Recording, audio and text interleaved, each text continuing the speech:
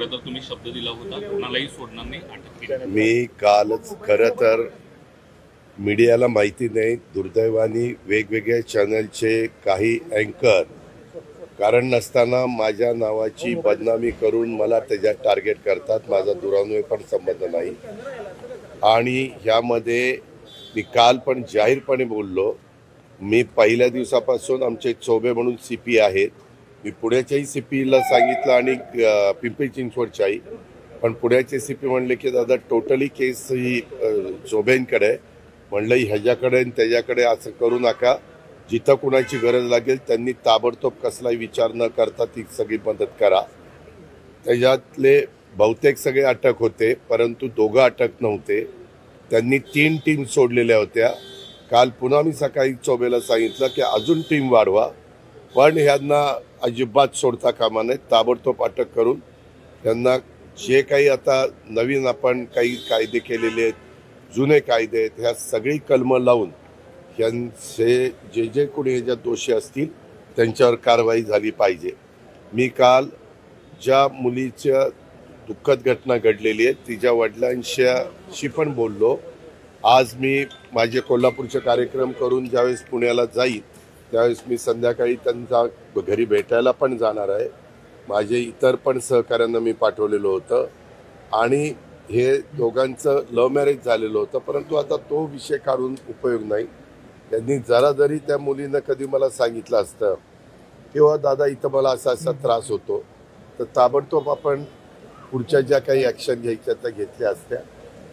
पण जे काही त्यांच्या वडिलांनी त्यांच्या नातेवाईकांनी इच्छा प्रदर्शित केलेली आहे, ह्याच्यात राज्याचे प्रमुख गृहमंत्री या नात्याने मुख्यमंत्र्यांनी लक्ष घातलेलं आहे, मी तिथला पालकमंत्री या नात्याने लक्ष घातलेलं आहे आणि या संपूर्ण जे कोणी दोषी असतील हगवणे परिवारातले त्यांच्यावर अतिशय कडक कारवाई केली जाणार आहे. त्यांना कुठल्याही पद्धतीनं त्यामध्ये कुठली कमतरता ठेवली जाणार नाही अशा पद्धतीची काळजी पोलीस खातं घेतं आहे, आम्ही सगळेच घेतोय आणि मी पूर्णपणे कसपटे परिवाराच्या बरोबर त्याच्यामध्ये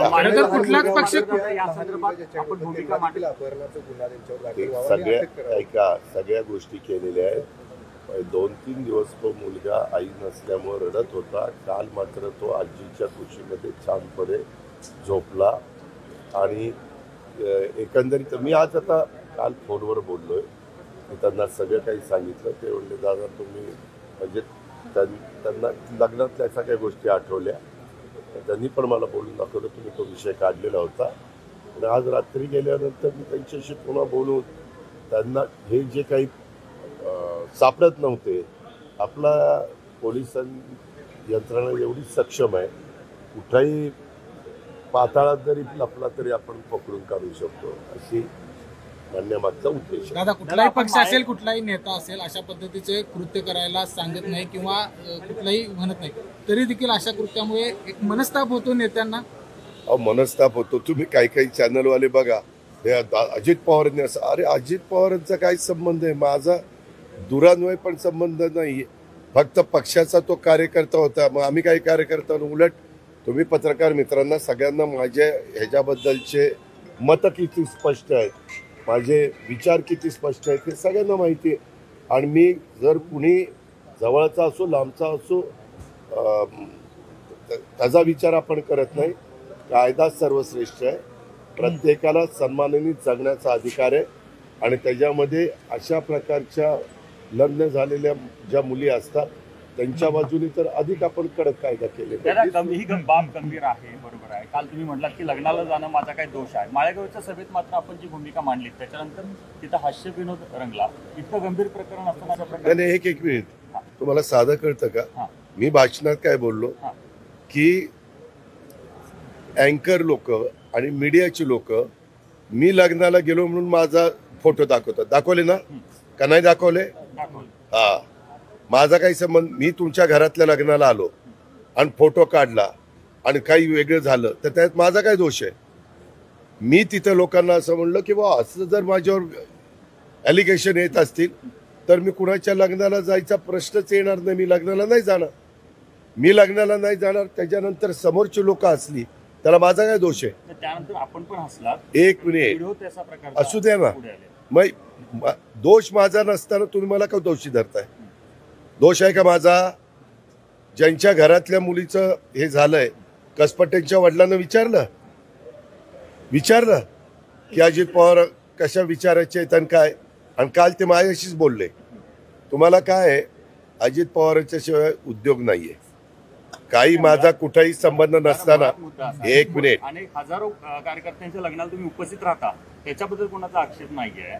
अहो, कसपटेंच्या मुलीचं दुःखद घटना घडली, त्याला माझा काय दोष आहे एक मला सांगा ना.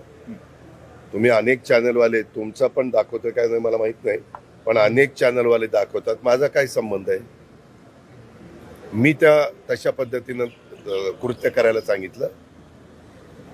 ती जी मंडळी आज पकडलेली आहे ती सगळी तळेगावमध्ये एका हॉटेलमध्ये बिर्याणी खात असताना काही असतील, पोलिसांचं फेल्युअर म्हणायचं दादा हे. एक मिनिट, कालच मी पुन्हा सांगितलं, तुम्ही काय करता मीडिया, काल सांगितलेलं होतं की कुठेही असतील तर त्यांना पकडलं जाईल आणि यंत्रणा वाढवली जाईल. आपण काय ते तुमचं 3 टीम होत्या, त्या टीम दुप्पट करण्याच्या देखील आपण सूचना दिलेल्या होत्या. आणि या संदर्भामध्ये पोलीस रिमांड पण PC पण वाढलेली आहे, कोर्टाच्या पुढे हजर केल्यानंतर आतापर्यंत अटक केलेल्यांना सगळ्या गोष्टी. आणि अजून पण आहे, त्यांच्या घरात अजून एक सून आहे, तिला पण आम्ही पोलिसांना सांगितलं की तिलाही विचारा की काय नक्की होतं काय नाही. आणि आज मी तर कसपटेंच्या परिवाराला भेटणारच आहे, त्यावेळेस मी त्यांच्याकडनं सगळं म्हणजे फोनवर काही मला डिटेल बोलता आलं नाही, परंतु जरा वेळ देऊन अजून मोकळेपणाने वडील जसं बोलले तसे वडिलांच्या मिसेस, त्यांचे इतर नातेवाईक, कसपटे परिवारातले ते पण मला सांगतील. आणि तुम्हाला कालही माहिती आहे की CMच्या पण सक्त सूचना आहेत, माझ्याही सक्त सूचना आहेत. त्याच्यामध्ये कुठल्याही पद्धतीनं हे जे घटना घडताच कामा नये. मुलींनी एक केलं पाहिजे. माझं सगळ्या मुलींना आव्हान आहे, ज्या वधू म्हणून कुठल्या फॅमिलीत जातात, की जरा जरी त्यांना डाऊट आला आणि त्यांनी जर तक्रार केली तर ताबडतोब कारवाई त्या ठिकाणी करता येऊ शकते. आणि इथपर्यंतची वेळ तुमच्या माझ्या घरातल्या मुलींच्यावर येणार नाही.